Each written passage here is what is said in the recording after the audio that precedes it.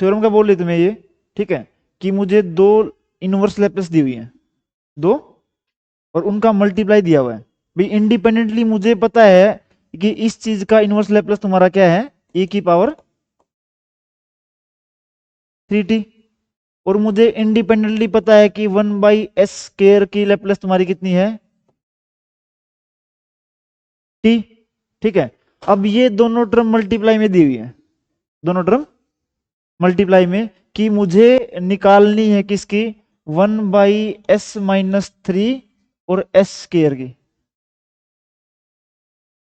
ठीक है, convolution theorem क्या बोल रही है कि यहां पे था मेरा, एक था एफ एस, एक था जी एस, इसकी मुझे निकालनी है।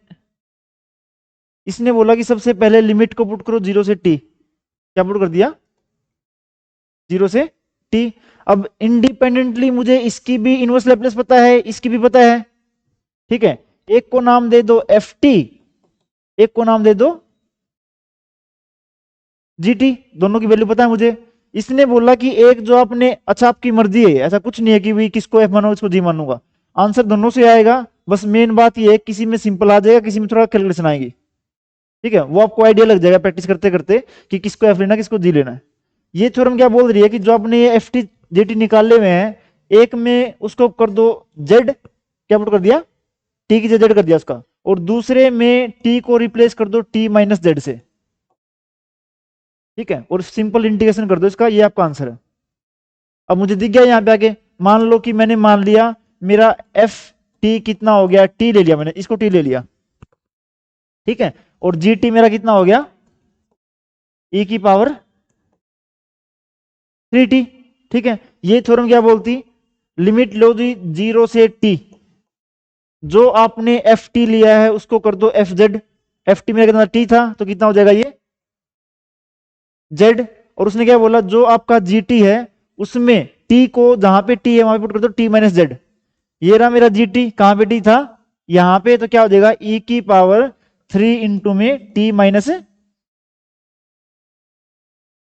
ये बात क्लियर है।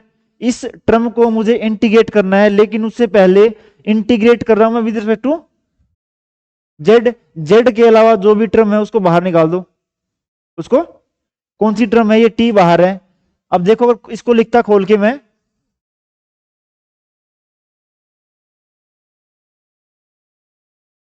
इसको अगर ओपन करता मैं, क्या होता, 0 से टी, एक तो जेड काम का मेरा, अगर ई की पावर, ये जेड वाली टर्म ये रही, ठीक है माइनस वाली, कौन सी है, ई की पावर माइनस 3z।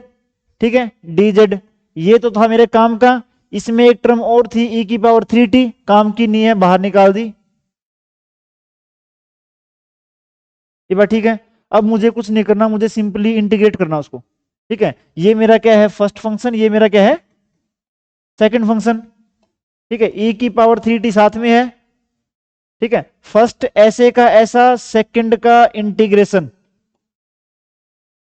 ठीक है, minus integration of, minus integration होगा पहले, डिफरेंशिएशन ऑफ फर्स्ट कितना हो जाएगा 1, और इंटीग्रेशन ऑफ,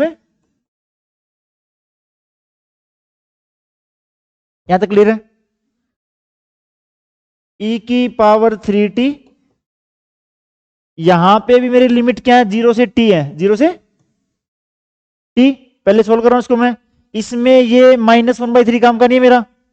ठीक है, इसको मैंने रखा बाहर, और अंदर क्या था, z ई की पावर -3z, और लिमिट क्या है 0 से t। ये बात ठीक है।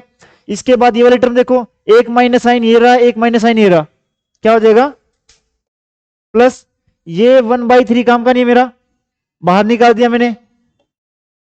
अंदर क्या बचा, खाली ई की -3z, उसकी क्या है इंटीग्रेशन। अगर एक बार इंटीग्रेशन और करता तो क्या हो जाएगी, ई की -3z डिवाइड बाई -3, और लिमिट मेरी क्या है 0 से t, और बाहर पूरे पे लगा दी मैंने ब्रैकेट। यहां तक क्लियर है, ये क्या कर दिया मैंने,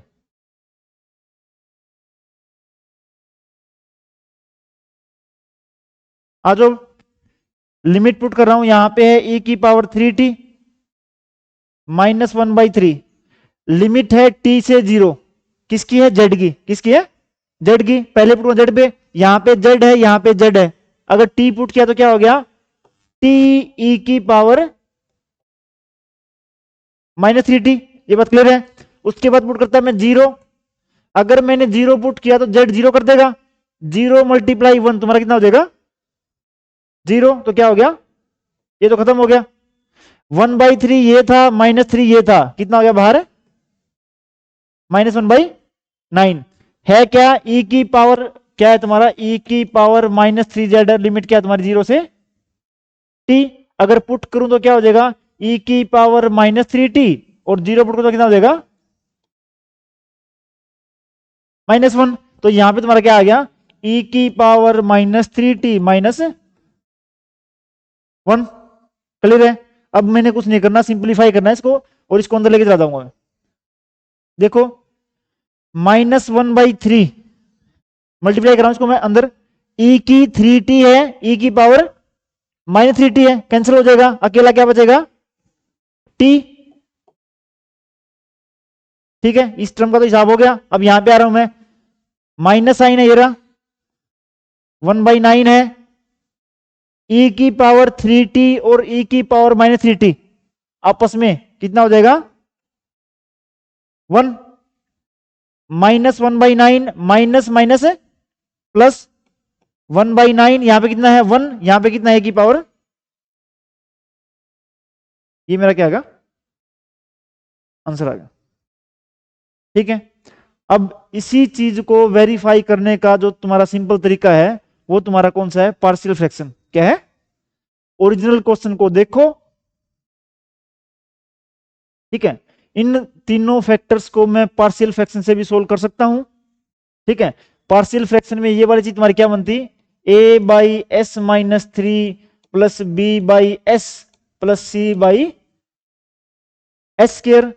और वहां से वैल्यू निकलती a की, b की और c की।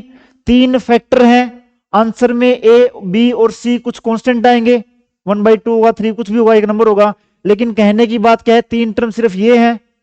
जब इस टर्म का इनवर्स लैप्लेस होगा तो उसके अंदर एक टर्म होगी e की पावर 3t की। ठीक है, आंसर देखो। ठीक है, इसका मतलब जब वैल्यू निकालूंगा a की वैल्यू तुम्हारी कितनी आएगी, 1/9। ठीक है, जिस टाइम पे इस टर्म को सोल्व करूंगा, 1/s की इनवर्स लैप्लेस तुम्हारी क्या होती है, 1। एक टर्म तुम्हारी होगी कांस्टेंट वाली।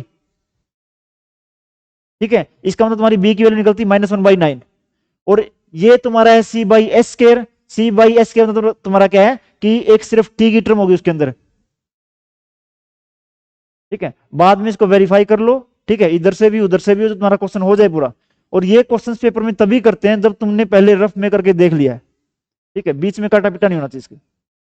ये समझ में आ गया।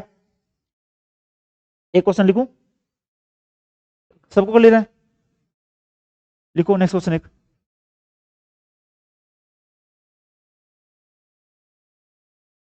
तुमने लिखना है,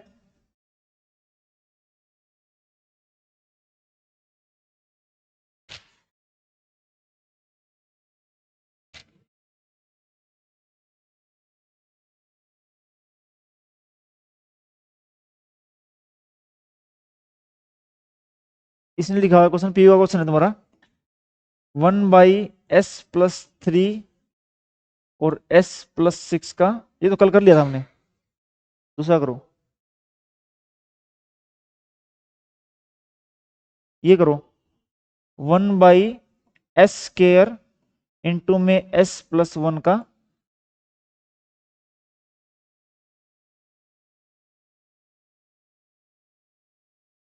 एक टर्म इसके अंदर तुम्हारी है। और पीयू में ये कम से कम 4 बार आया सेम क्वेश्चन ये।